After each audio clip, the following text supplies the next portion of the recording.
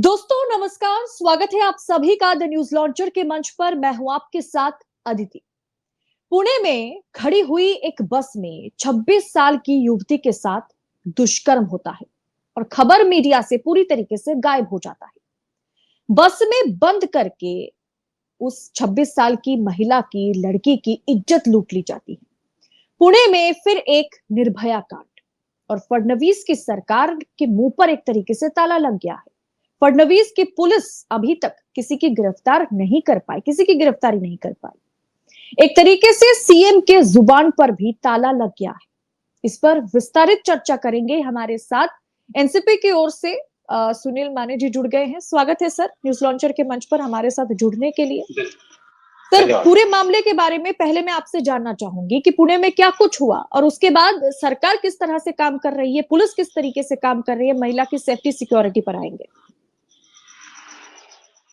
पहले तो अदिति जी, ये दुष्कर्म जो हुआ है ये पुणे शहर जो है हमारा, ये महाराष्ट्र की एक कल्चरल कैपिटल के नाम से जाना जाता है।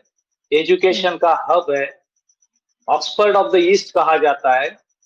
इस हमारी बिटिया का जो कुछ प्रॉब्लम आज सामने आया, बड़े कुछ दिनों से पुणे में गैंग वॉर, ड्रग्स, मॉलेस्टेशंस, इस चीजों का पुलिस ने जो अपने इसमें इस्तेमाल किया है वो आपको मैं बोल रहा हूँ। ये अपने वर्ड्स नहीं है, हम तो बड़ी सभ्यता से बातें करते हैं इस चीजों को लेके। मैं आपको बता दूं, 505 केसेस ऐसे हुए हैं लास्ट फरवरी से इस फरवरी तक। इसका मतलब है 365 दिन होते हैं साल में, हम 505 की चीजें हो रही कह रहे हैं और ये रजिस्टर्ड है। इसलिए सिर्फ मोलेस्टेशन की बात करेंगे तो वो एक साल में 864 केसेस है। इसका मतलब यह है पुणे अब इन चीजों के क्राइम की कैपिटल बनने जा रही है कि क्या, ऐसे हमारे अब सामने चित्र सामने आ रहा है। ये बहुत शर्मनाक चीज है पुणे के लिए, महाराष्ट्र के लिए। मैं चाहूंगा कि इस पे जो हमारे मुख्यमंत्री है, गृह मंत्री भी वही है, पूरा लॉ एंड ऑर्डर का सिचुएशन वो संभालते हैं, देवेंद्र फडणवीस।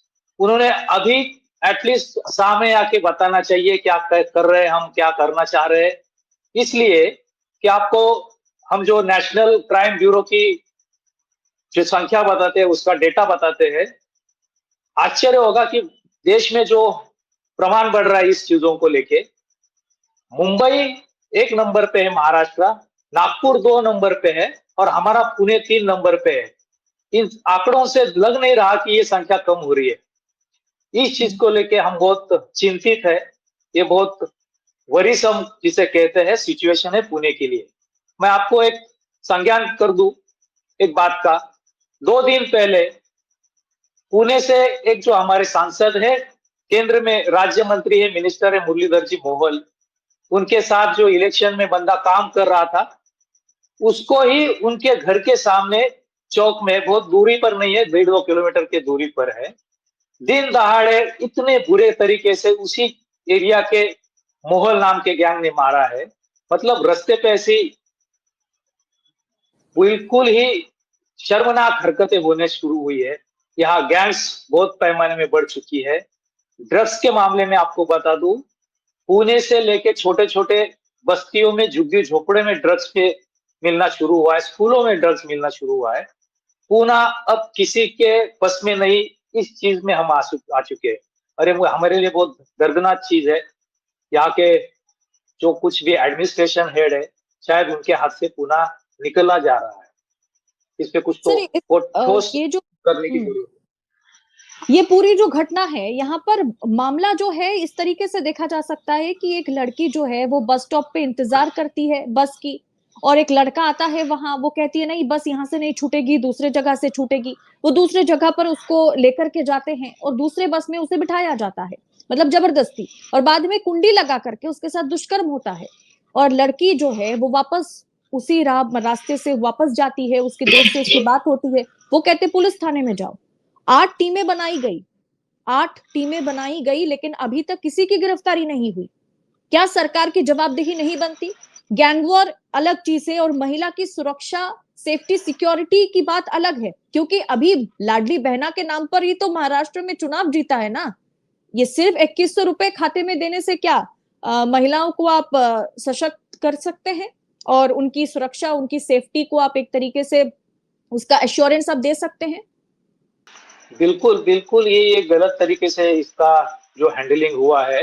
लाडली बहना सिर्फ इलेक्शन के लिए एक फ्रेम बोल के यूज किया गया, वोट्स के लिए उनको पैसे दिए गए, लेकिन लाडली बहना को ये पैसे से ज्यादा उनकी सुरक्षा, उनके बच्चों को शिक्षा, रोजगार, ये बहुत इंपॉर्टेंट मुद्दे हैं।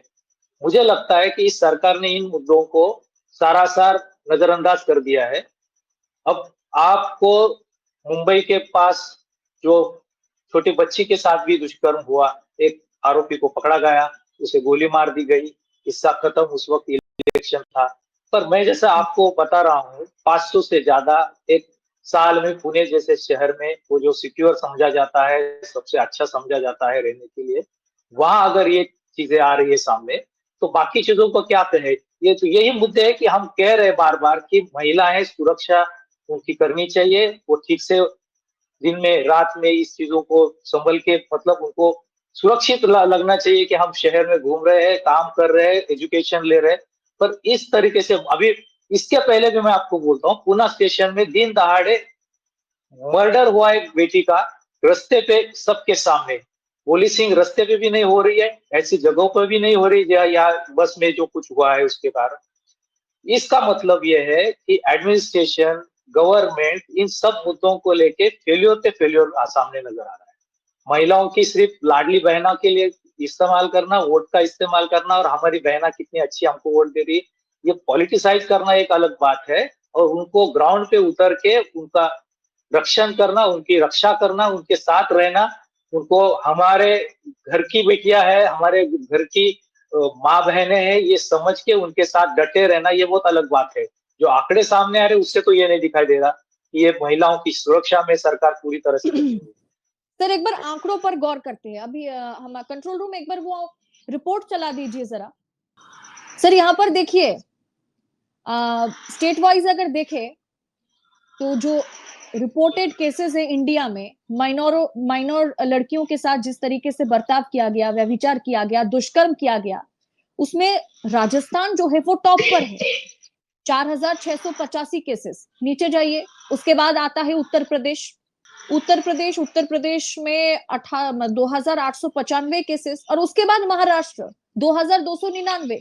राजस्थान में गांव देहात ज्यादा है, उत्तर प्रदेश भी पिछड़ा है, राजस्थान भी पिछड़ा है, लेकिन महाराष्ट्र दूसरा सबसे बड़ा राज्य और कैपिटल माना जाता है अगर हम इकोनॉमिकली देखें, वहां पर ये तीसरे नंबर पर है।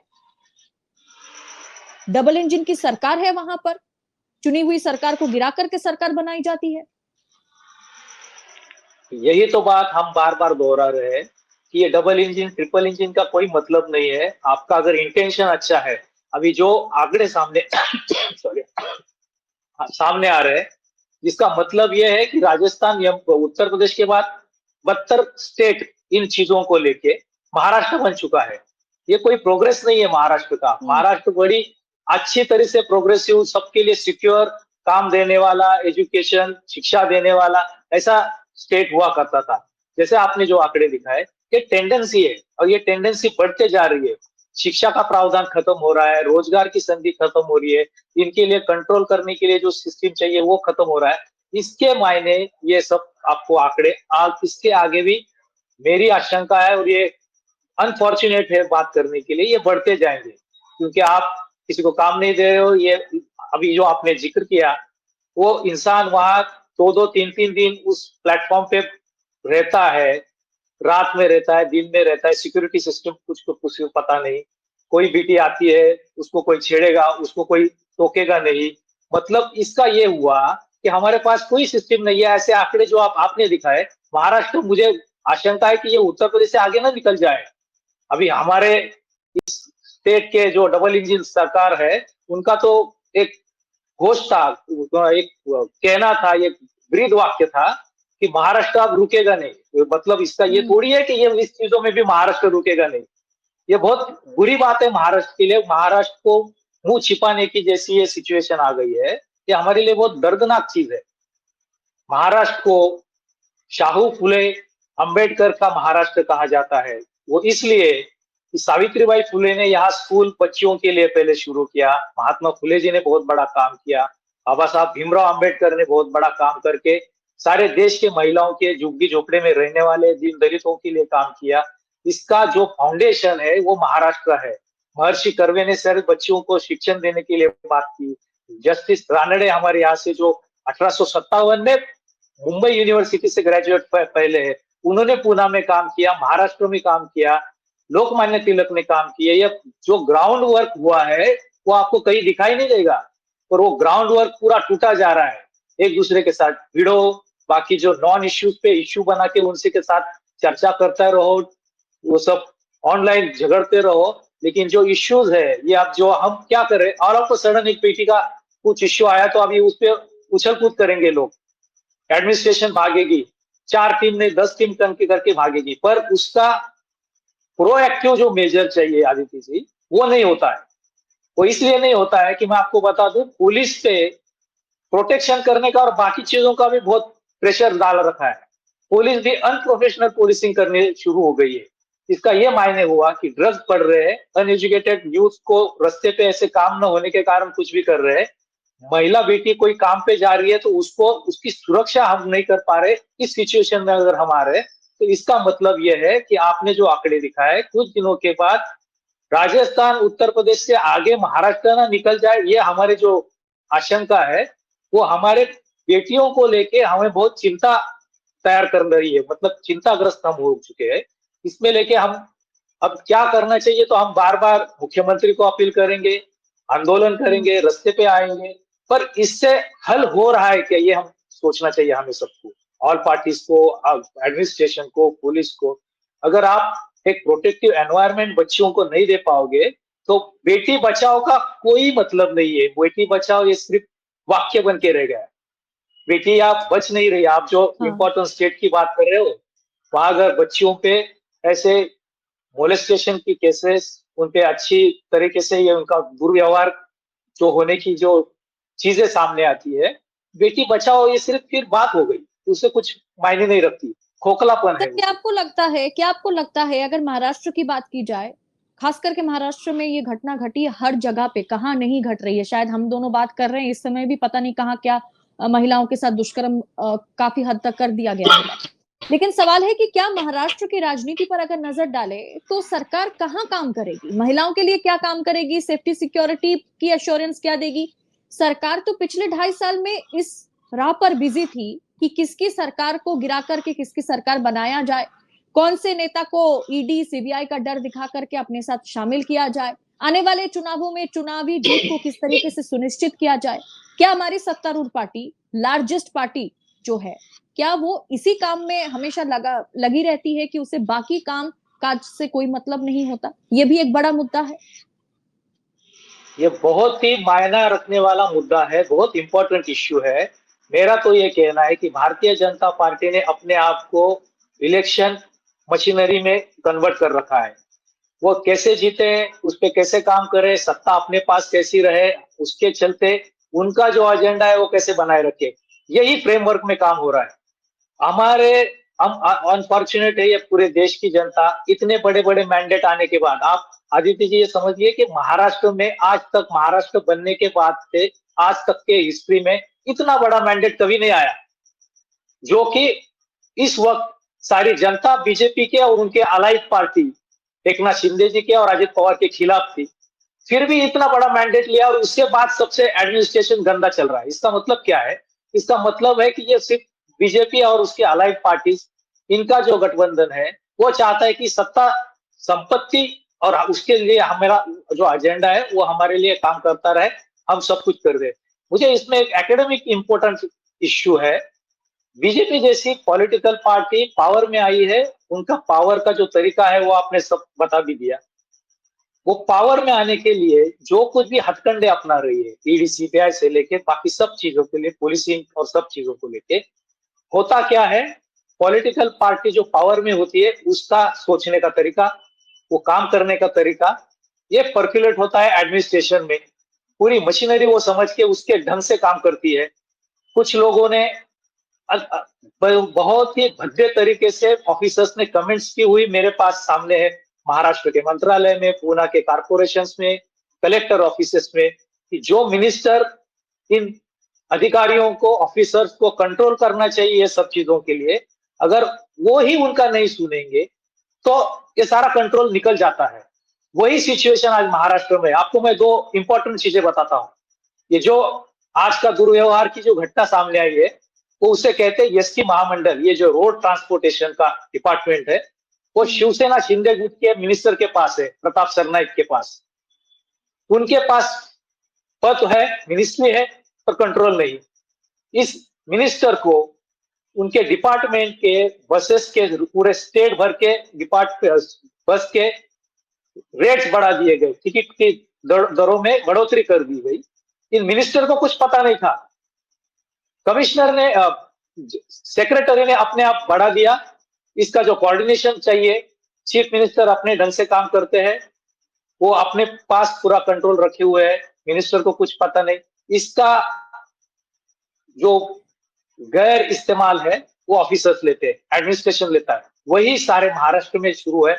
मेरे अनुभव से तो दिल्ली से लेके बाकी स्टेट्स में भी चल रहा है।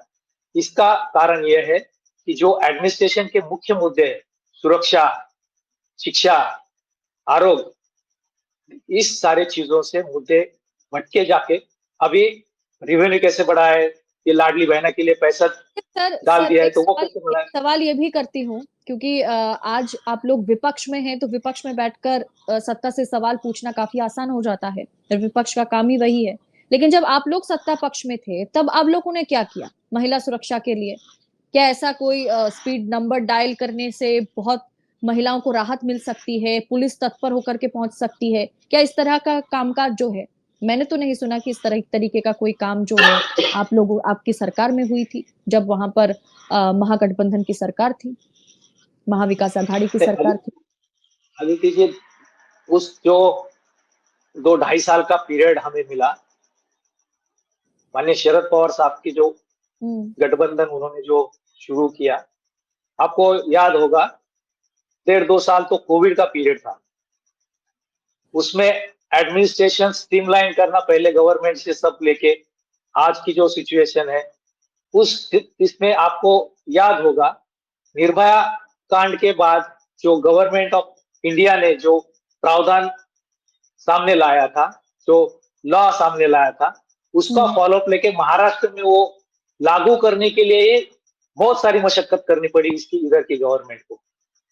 ये सारे चीजों को लेके एडमिनिस्ट्रेशन लेवल पे क्या होता है, अभी दोनों चीजों को कोऑर्डिनेशन करने के लिए जो एडमिनिस्ट्रेशन का जो आपको क्या कहते हैं प्रेशर जितना बनाना चाहिए, उस वक्त इस सरकार को चला देने के लिए, उसमें आगे चलने के लिए जो कुछ उसका मोमेंटम आफ्टर कोविड जो चाहिए था, 6 महीने में इस सरकार को गिरा दिया गया।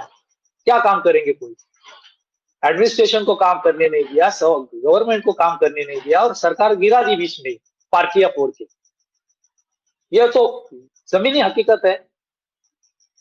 क्या आपको लगता है इसमें 4 6 मीडिया का महीने भी में क्या बहुत गवर्नमेंट का काम करे? आपको लगता है कि इसमें मीडिया का भी बहुत बड़ा रोल होता है? आज अगर आपकी सरकार होती, महाविकास आघाड़ी की सरकार होती, या ये ममता की सरकार में हुई होती, कि कांग्रेस शासित किसी प्रदेश में हुआ होता, तो फिर कहीं ना कहीं मीडिया तत्पर होकर के इस मुद्दे को उठाती और इस पर डिबेट पे डिबेट होता। लेकिन ये जब बिल्कुल इंडियन सरकार में इस घटना को अंजाम दिया गया, तो इस पर मिट्टी डाल दिया गया। बिल्कुल बिल्कुल, ये सही है। मेरा लेकिन एक कहना है, माननीय शरद पवार साहब का भी ये कहना है, हम जो लाइन पे काम करते हैं। देखिए आदित्य जी, महिला पे कुछ भी आप मोलेस्टेशन कहो, कोई बड़ी वारदात कहो, छोटी वारदात कहो, इसमें कोई कैटेगराइज नहीं करनी चाहिए। नंबर 1, देश के किसी भी कोने पे, हम मणिपुर की भी बात करते हैं, कलकत्ता की भी बात करते हैं, पुणे की भी, दिल्ली की भी और मुंबई की, किसी भी महिला हो, किसी भी जात धर्म पंथ की हो, उस पर अत्याचार, उस पर कोई भी लांछनास्पद कोई काम नहीं होना चाहिए। ये पहला रोल है, अक्रॉस द पार्टी लाइन वो होनी चाहिए। अब अगर दूसरे पार्टी का कोई है, हमने बात रखी करना चाहिए, उसके लिए हम जोर लगाएंगे कि ये एडमिनिस्ट्रेशन क्यों नहीं कर रहा है, सरकार क्यों नहीं कर रही। अब इस जगह पे महाविकास आघाड़ी का सरकार होता तो आपने जो बातें उठाई, यहाँ के बीजेपी के जो मिनिस्टर है, वुमेन लीडर्स है, महिला हम्म। नेता है, वो लोग ने आज जमीन और आसमान एक की होती। उनके सपोर्ट में जो मीडिया खड़ी होती है, उनका सोशल मीडिया का तबका जो खड़ा होता है, उन्होंने जमीन आसमान एक किया होता। वो होता नहीं। अभी आपको संजय राठौड़ नाम के एक केस की आपको पता होगा, महाराष्ट्र में वो और एज गुड एज महाराष्ट्र के एक मिनिस्टर के ऊपर आज भी बहुत बड़े इस तरह के आरोप है। अभी वो जिनके ऊपर उन्होंने आरोप किया उनके साथ वो बैठते हैं। मतलब ये डबल स्टैंडर्ड नहीं चलेगा। एज पर एज महिला का जो कुछ भी डिग्निटी है, उनके साथ जो व्यवहार दुर्व्यवहार होते हैं, उनको लेकर किसी भी पार्टी ने किसी भी तरीके से किसी भी शेड को लेके अलग अलग बयानबाजी नहीं करनी चाहिए। महिला का सम्मान, उसकी सुरक्षा सबसे बड़ी प्रायोरिटी आज रखनी चाहिए। नहीं तो मैंने आपको जैसे कहा कि बेटी बचाओ बेटी पढ़ाओ, इसमें का पहला जो संदर्भ है वो खोखला बन जाएगा। ये जन आंकड़े बढ़ रहे हैं, नंबर बढ़ रहे हैं, वो हमारे लिए देश के लिए चिंताजनक है। मणिपुर में जो हुआ उसके लिए हम बात कर रहे थे। अब जो उनके नेता है जिन्होंने उसका संज्ञान लेना चाहिए वो तो बात भी नहीं कर रहे। तो इसका मतलब यह है कि उन्होंने सिलेक्टिव केसेस चुनी होगी, तो ये गलत है। जी सर, बहुत बहुत धन्यवाद आपका न्यूज लॉन्चर के मंच पर हमारे साथ जुड़ने के लिए। धन्यवाद।